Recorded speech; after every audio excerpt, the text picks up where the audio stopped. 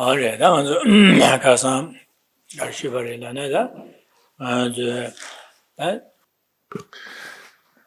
morning.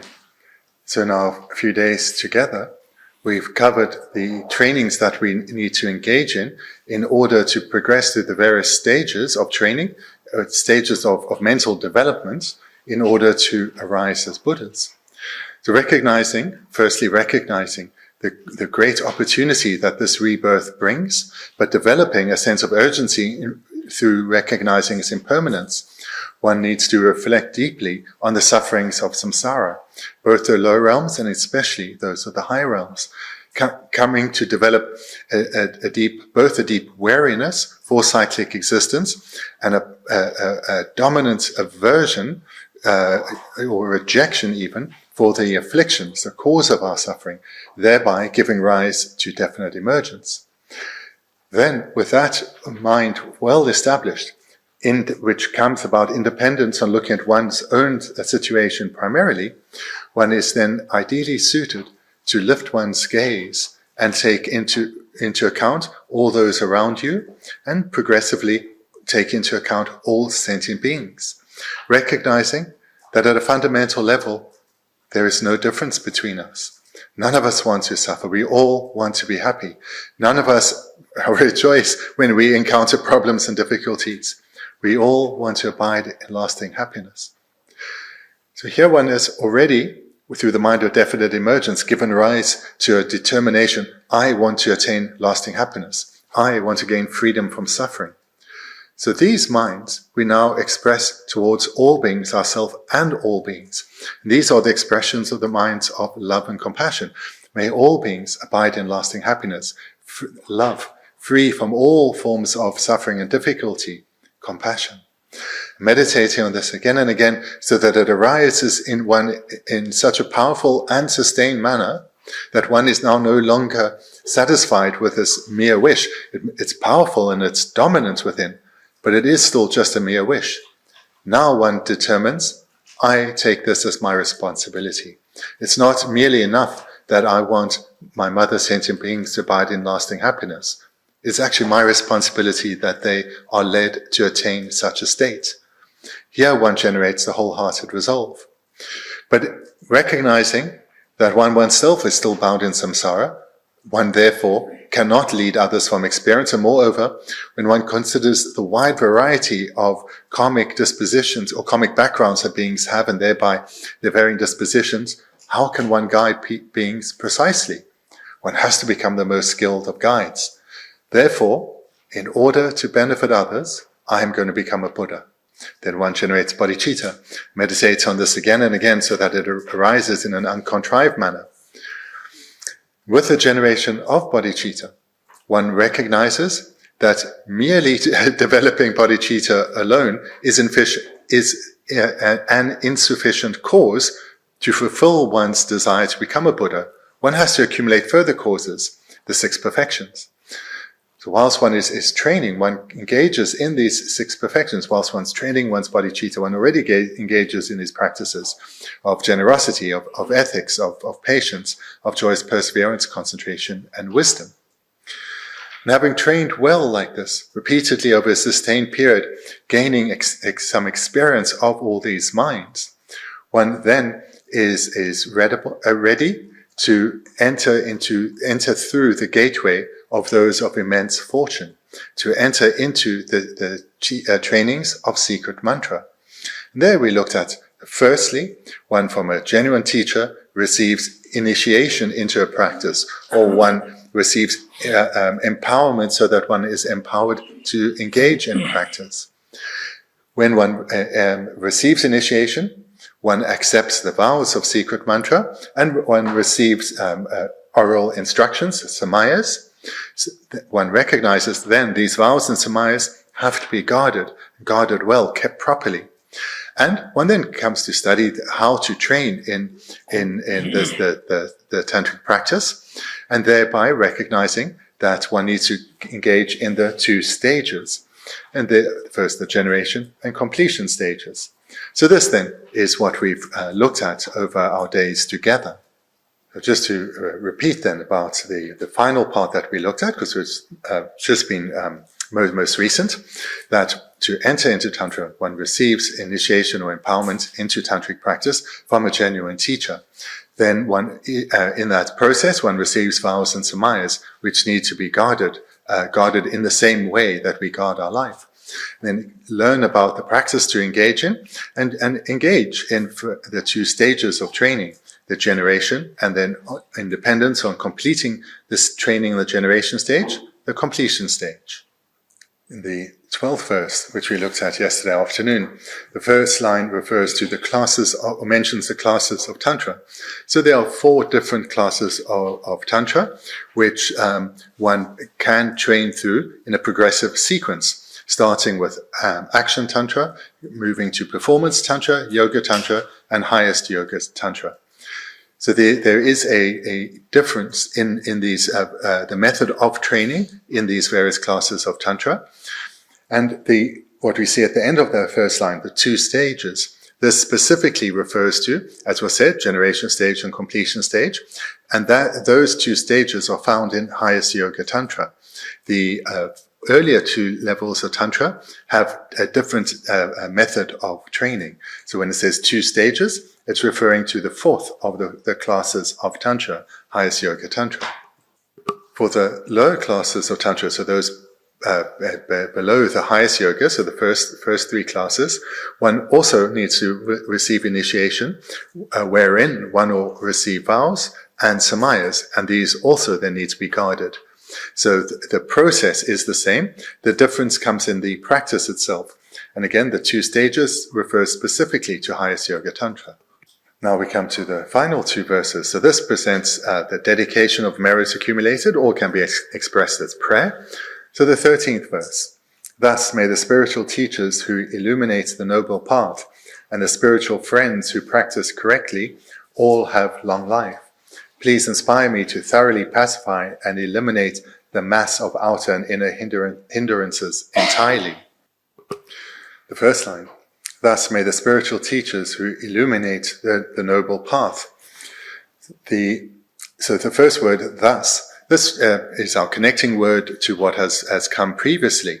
So this is referring to what has come just previously, which is the presentation on the parts of training of secret mantra, as well as the foundation, the parts of the sutra parts of training. So those are also what is meant by the noble path.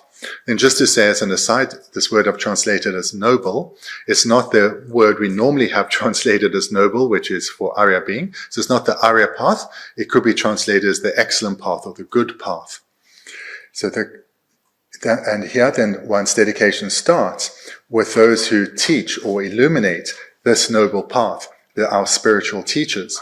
So this is who's being referenced, those who have taught us some or all of the trainings involved with both the sutra and tantric paths. And why is it called a noble or excellent path? Because this is the method by which one comes to gain freedom from suffering, eradicate one's afflictions, and can be of greatest benefit to others. And what one is praying for one's spiritual teachers, is then expressed at the end of the second line. All have long life. So one is dedicating merit for the long life of our teachers, of our spiritual teachers.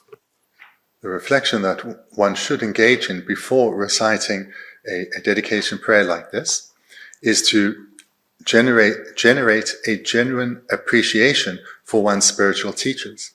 And this is done through recalling what one reflected on at the beginning of our text in the first verse, where one reflected on the incredible qualities of one's spiritual teacher, and so the qualities in terms of his physical behavior, his speech, and mental qualities, as well as his incomparable kindness. And the kindness is seen through that he has attained his spiritual qualities over lifetimes. And these qualities that he has developed within himself weren't solely for his own betterment, but so that he could be of benefit to ourselves, to other beings such as ourselves. So we recognize in this way his great kindness. First his many qualities, then his great kindness, in the kindness is that he trained this long, not just for himself, but so that he can help others, such as ourselves. And it's through this expression of compassion that he is guiding ourselves and others. So here one feels a genuine sense of appreciation for one's spiritual teachers. And here the plural is explicitly used, so that the translator, I've used the plural because of Geshe's commentary, which is that one will have perhaps teachers that have been teaching various aspects of the path. Because the path has many aspects, and one may be trained in them by different teachers. So here it's quite possible that what one has learned about the complete and unmistaken paths that lead to accumulating the causes for excellent rebirth, that lead to the accumulation of the causes to gain your own liberation from suffering, and the accumulation of causes that will lead you to become a Buddha for the sake of others, as well as secret mantra. All of this comes about in dependence on the kindness of spiritual teachers who have an abundance of excellent qualities. And moreover, one recognizes that if it wasn't for one's spiritual teachers, all the benefit that the Dharma has brought into your life would not have come about. This interdependent relationship, all good qualities come about interdependently, and a primary cause is our spiritual teacher. So with a recognition of the benefit that we've received, we express our appreciation by dedicating for their long life. And the final point is these expressions of verses, these expressions of appreciation, we should not direct solely to the teachers we have a Dharma connection with, but to all authentic teachers, whether ours or not, who teach the complete and unmistaken path to enlightenment. May they all have long lives. Okay, the rest of the second line, and the spiritual friends who practice correctly. So here this refers to our companions in our training, because we are not independent beings. We are interdependent. For us to receive guidance and spiritual training, we require companions because of the wide number of causes that are required in order to receive teachings, to engage in teachings, and so forth. It is not a solitary path, and it's not a path solely of you and your teacher. It is the web of interdependency is far broader. So we need our spiritual companions with whom we are engaging in spiritual practice. And here, the prayer is explicitly, may we all have long life, but the implied meaning is, may we have a long life and thereby progress quickly, cultivating the complete and unmistaken paths within. Here then, we should also recall not just the spiritual teachers who are alive and teaching now in the world, but also this incredible lineage of teachers. So here in particular with this text, we can think of Lama Tsongkhapa, who composed this text, call to mind his incomparable qualities, and call him to mind as a role model, as an inspiration. And then when we think of this spiritual friends, they were companions, the second line.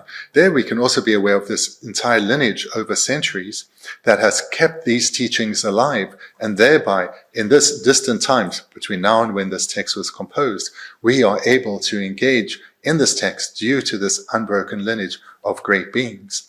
So may all such practitioners abiding in the world have long life, and this generation of appreciation for the entire lineage that has kept their teachings alive to today. Final two lines, starting with, for us in English, the fourth line, eliminates the mass of outer and inner hindrances or obstacles entirely. Here, one is making this prayer, or making this dedication in relation to both ourselves as well as our companions or our spiritual friends. May all the hindrances or obstacles that we encounter, may we, in the third line above, thoroughly pacify them. So here we can think of outer hindrances, such as conflict in the world. So conflict between nations, of course, this is a major impediment to spiritual development, as well as conflict between communities or expression of anger and hatred within homes. May beings gain freedom of this. May all of these be thoroughly pacified or completely pacified. And also obstacles such as illness, particular severe illness or life-threatening illness. May all such obstacles be pacified.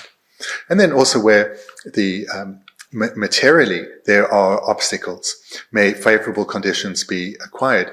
Because if one is either impoverished or is struggling to feed one's family and so forth, or if one lacks the physical places where teachings can be given and meditation can be engaged in, may all such hindrances be overcome too. May they be thoroughly pacified. So the outer hindrances refers to our physical body and everything outside of that. The inner hindrances then refer to the afflictions in the mind of beings. May we come to thoroughly pacify these. With these coarse afflictions which dominate us so, may we subdue them or pacify them, bring them to peace would be very literal. Instead of pacify, so bring them to peace. In other words, calm our mind, may we calm our minds so that these afflictions don't keep pulling us into the direction of non-virtue. So this then, we request inspiration to our Lama, Yidam and Buddhas. What is implicit in these last two lines is whilst one is making this prayer for inspiration to thoroughly pacify and eliminate the mass of outer and inner hindrances entirely, what is implicit is the way that one does this is by not only pacifying hindrances, but cultivating the causes that will serve to overwhelm them. So in other words, cultivating the causes that will lead to excellent outer conditions, such as good health, having a stable, peaceful home environment, sufficient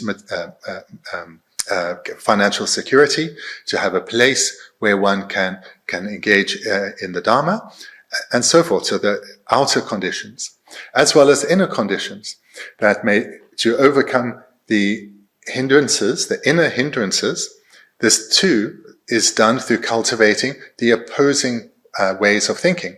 So we think here of minds such as love, compassion, wisdom, as well as the indispensable companions for all good qualities, mindfulness, vigilance, and conscientiousness.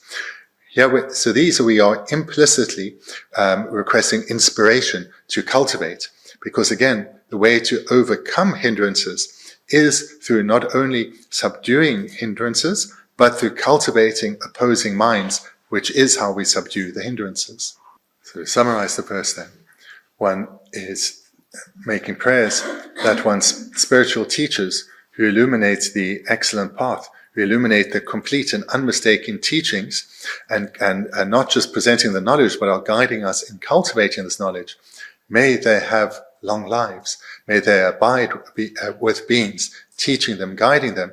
And also, may all the practitioners of the Dharma, so ourselves and our spiritual companions, may we also have long lives and utilize those lives well. So not merely to have a long life relaxing in this excellent rebirth, but to make good use of this life. And how to do so?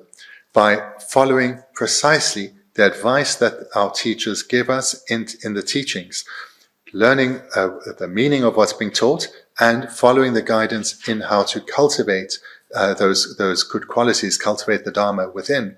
This is the purpose of myself and my spiritual companions to have a long life.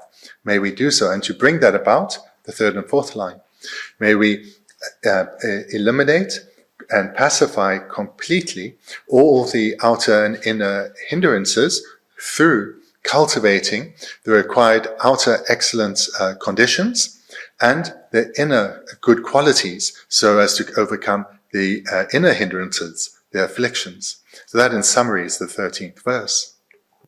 There are several reasons why in our second line we are encouraged also to dedicate and pray for our spiritual friends.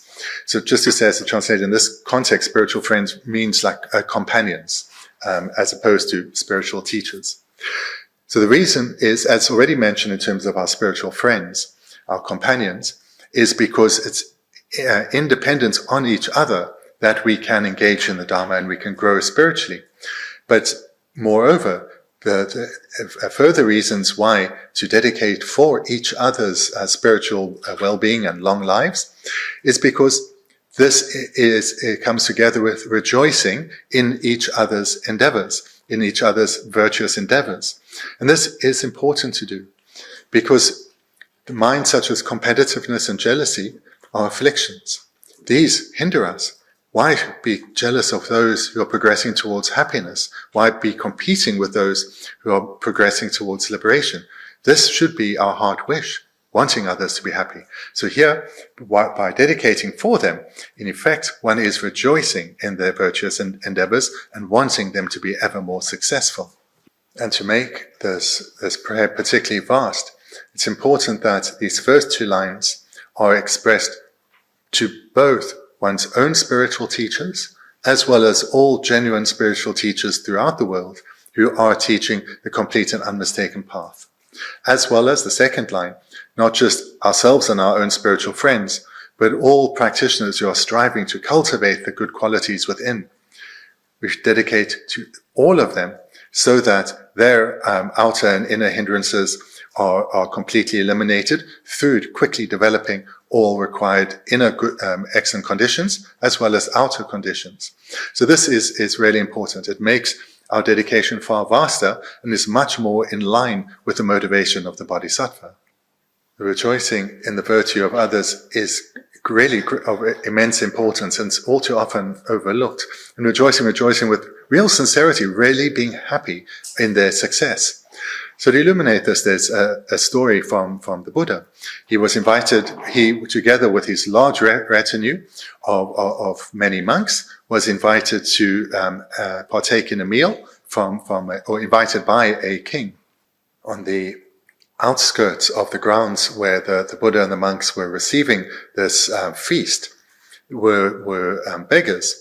If the beggars would have been there hopeful for some leftovers later.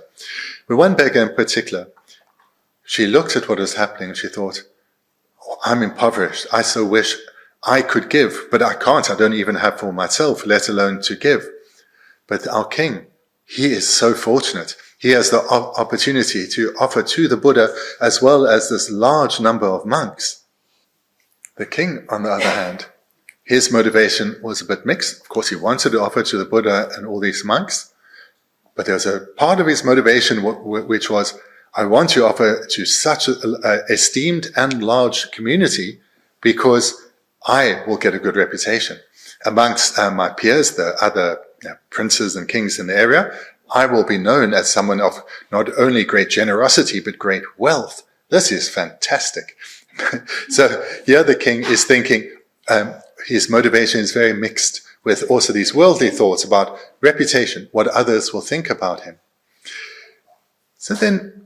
But he knew this wasn't an ideal motivation, so he tried to hide it. And the way he tried to hide it was by requesting, at the end of the meal, he requested the Buddha to please dedicate the merit accumulated, and to dedicate it to the person who had created the most merit from this offering.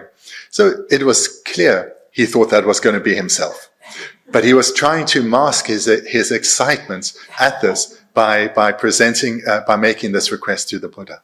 But much to his shock, when the Buddha dedicated all this merit accumulated to the person who had created the most merit from the offering, he didn't mention the king's name, he mentioned some beggar's name. So he asked, the king then asked the Buddha, how is this possible? Not in such a direct manner, but he was really shocked. So he wanted to know, why was this merit not dedicated to me and this flourishing of my kingdom? How is this possible? So sorry, the person who asked the question wasn't the king. I guess he was masking his shock, but someone else asked the Buddha the question, how is this possible? And the Buddha replied, it's not that the king didn't make merit, he certainly did. But not nearly as much as that beggar did, because the beggar had a motivation based in sincere faith or trust, and rejoiced from her heart in the good of others, the good that others were doing. So she was not at all, had no thought about her own reputation or her receiving anything in return, but was sincerely happy for others. And the meaning here, though, is that it's important to rejoice in the virtue you yourself accumulate, because this inspires you to continue to do so. And it's important to rejoice in the virtue that others accumulate, because this connects you to them, and it serves to guard your mind from competing or being jealous with others. Now we come to the final verse, and I'm just going to change 3 words, maybe more in line with what Geshe has just said. So just changing from my to our. In all our lives, may we never separate from the perfect lamas and experience the magnificent Dharma. By thoroughly perfecting the excellent qualities of the paths and grounds, may we quickly achieve the state of Vajradhara. Here one comes to dedicate, and one's dedicating the merit that oneself has accumulated, and one accumulated in this life. But one is dedicating the merit for so that it ripens in lives beyond this. So in the first 2 lines, or the first line first, in all our lives may, so now first in terms of the first person, in all my lives may I never separate from the perfect lamas. So here one is now firstly dedicating that the merit that I've accumulated that has all been accumulated in dependence on the kindness and the skill or the qualities of my Lama, may I never be separated from him, not in this or any future life. And in every life beyond this.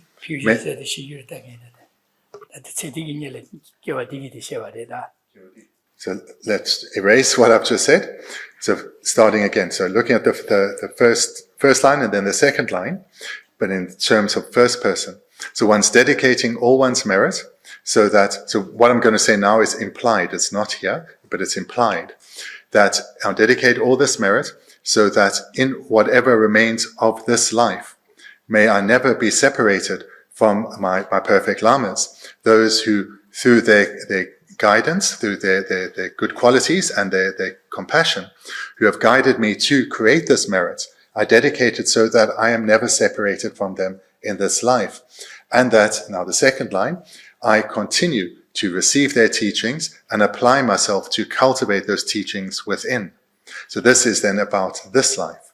And then what's explicit in the verse is one dedicates the merit that one has created, so that in every life beyond this, our Lama, in dependence on whom this merit was created, I dedicate so that I meet him at a young age, recognize him as an authentic teacher, and receive teachings, hearing and reflecting on those teachings on the stages of the path to enlightenment, striving throughout each and every life under his care and guidance to cultivate the paths of the Dharma within. Therefore, when reciting these first 2 lines, one makes this prayer in relation to both this and lives to come. So the verse explicitly talks about future lives, but one should understand it implies this life as well. And the 2 aspects of both never being separated from one's teacher, but also utilizing the opportunity of being with one's teacher to the fullest extent. And how is that done? Through hearing teachings repeatedly and continuously engaging, reflecting, and meditating on them, so as to cultivate the stages of the path within. Then the 3rd and 4th lines, by thoroughly perfecting the excellent qualities of the paths and grounds. So here one's aspiration is in relation to, may I quickly generate bodhicitta and thereby enter into the bodhisattva path of accumulation, and thereby having attained these excellent qualities, quickly progress from the path of accumulation to that of preparation, path of seeing, the path of meditation, and do so by training in both sutra and tantra, and thereby quickly attain the final path, the path of no more training, arising in the state of, or as in the state of Vajradhara. Summarize the 14th verse then. All the virtue that has been accumulated both now and previously, I dedicate so that I am never separated from my perfect spiritual teachers, not in this life or any future life, from now until the point when I eventually arise in the enlightened state of a Buddha. May I always be with my spiritual teachers, and not merely in their presence, but utilizing their very purpose, which is to teach. And may I not merely accumulate knowledge, but strive to cultivate that knowledge in the way that I am being guided. And this is the method by which I'll collect, or accumulate rather, the excellent qualities of the paths and grounds, and eventually arise as a Buddha. So the reason for the term quickly in the final line is when one generates wholehearted resolve, one has been meditating long on love and compassion, and has come, and before that one has meditated long on the sufferings of samsara.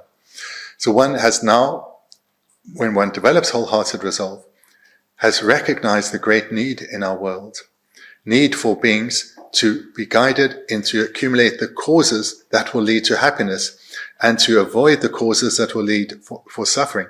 There's a sense of urgency that led to the development of the wholehearted resolve. And that sense of urgency was further developed with the generation of bodhicitta. When one has made that commitment, I have to become a Buddha for the sake of others, there is a deep sense of urgency. There cannot be a delay. I need to do this as quickly as possible. And where we can imagine this in our own world is if there is a disaster somewhere and there are aid workers, both from the government as well as charities, and they are going to rush into the disaster area to help because they know they are needed, and they are needed right now. You're not going to imagine them driving along a long path, taking many tea breaks, relaxing, chatting to their friends. There will be a sense of urgency. I'm needed, and I'm needed now. Any delay means people will suffer more. That is the sense of urgency that aid workers have in their work. There certainly is a sense of urgency that bodhisattvas have. They recognize the deep need that beings have for guidance, and therefore they are striving to quickly achieve the state of Vajradhara. So now as we come to our final conclusion, generate a recognition that in our time together, each of us have accumulated an extensive amount of merit. How so? By hearing the teachings, and whilst hearing, thinking about their meaning. As well as, so these are all virtuous minds we are creating, and that is the creation of merit. As to, through the other activities such as the meditations and so forth, so much merit has been created. And this has come about in dependence on so many factors. So firstly, we think of the great master, Lama Tsongkhapa, who composed this very short text, but with such deep meaning. So through the excellent qualities that he developed, and his kindness as shown through his expression of those qualities in the composition of texts such as this, as well as the great number of beings who have kept these teachings alive by cultivating them in their hearts over these millennia, and thereby we have come into contact with it now. So thereby rejoice in the merit that you have accumulated, rejoice in the kindness of the others who have brought it to the point that we could meet it now, all these many centuries later. And also rejoice in the kindness of all the Buddhas and great beings throughout the worlds who are benefiting. And a particular purpose of rejoicing in this way is through recognizing the benefit that one has received here and appreciating the benefit that will flow forward for oneself, generate the wish, may such opportunities as these, may I have access to them in the future, may there be no hindrances for me embracing them, may I have many such opportunities and embrace them all. So this is important. This is how we create the causes to be able to come together again and again and continue our spiritual journey. Dedicate this virtue so that one continues throughout this and future lives to be under the direct care of one's spiritual teachers, and in every future life to meet them and to receive guidance and teachings from them, and to train precisely throughout this and future lives in the way guided, so that one quickly can develop bodhicitta and stand amongst one's fellow bodhisattvas. For us to have had this time together is not something that one wills into existence. It's not merely through one deciding, I will come here. that we have this opportunity together. It's good to be aware of the web of interdependency that is required for us to spend this time together. So just looking at the coarsest of conditions that are required, the most obvious. Firstly, there needs to have been a public holiday. One needs to have life circumstances that one can enjoy the public holiday as opposed to having to be looking after others or working and so forth. So there are these kind of obvious causes. There are also the many unseen causes that have propelled you to have found out about this retreat, and the many unseen causes that led you to having an interest and a sufficient interest that you booked the course. So there are many things required for us to come together. And moreover, that we have created virtue together. I've created a lot of merit. I want to say thank you, because if you hadn't come, I would have no one to talk to. So thank you for giving me the opportunity to create merit. And I know by you listening to the classes and engaging in the meditations of Venerable Tsepel, you've also accumulated extensive merit. So this is the interdependency of how we together walk towards enlightenment. And moreover, it's not just those of us in this room. There are the many who outside of this room, have made this possible. There are those who work at the Dharma Center. There are those who donate and contribute in differing ways to the Dharma Center. And and of those, there are those who are doing it now, and those who have done it over decades, who have done so decades previously, but their endeavors, their donations, their work has led to this moment being possible. So there we see a wider connection, interdependent connection. And this is how, again, we create merit, independence on the kindness of each other, and this is how we together will walk towards enlightenment. So this merit that has been accumulated, we can't observe it, we cannot see it, we cannot see this large mountain of merit that's been accumulated, because it abides on our continuum. But the way to understand it is that this merit, because of the way it will be dedicated, it will remain propelling us forward, as if we were sitting in a powerful sports car, propelling us forward to the attainment of our enlightenment. And whilst each of us are striving for our enlightenment, we will be progressing together. This is how our interdependent relationships connect us. So I want to say, from my heart, a deep thank you to all of you, because again, it's only dependence on so many causes that we could come together. So thank you. Furthermore, in our time together, I've had a lot to say, and pretty much everything I've said, the sound has appeared to your ears, but no meaning. So for what I have to share, my knowledge and the experience I've gained based on that knowledge, there needs to be someone in between, an interpreter, to relay that. Without the interpreter, I would just be making, as far as you're concerned, just making sound, just noise. And likewise, when you ask questions, for me, I just hear sound. I really don't understand the English that well, so it's just sound, and maybe you're not even talking English. So again, for me to understand your questions, I need the interpreter. And then if we ask ourselves, so we see here this interdependence of the three groups, the teacher, the students, and the interpreter. And if we ask ourselves, which is more important? The truth is, none is more important. All three are required. And likewise, it's such a huge web of causes required to bring us together. So this is the intricacy of interdependent relationships. Oh, yeah, Then thank you. Thank you all very much.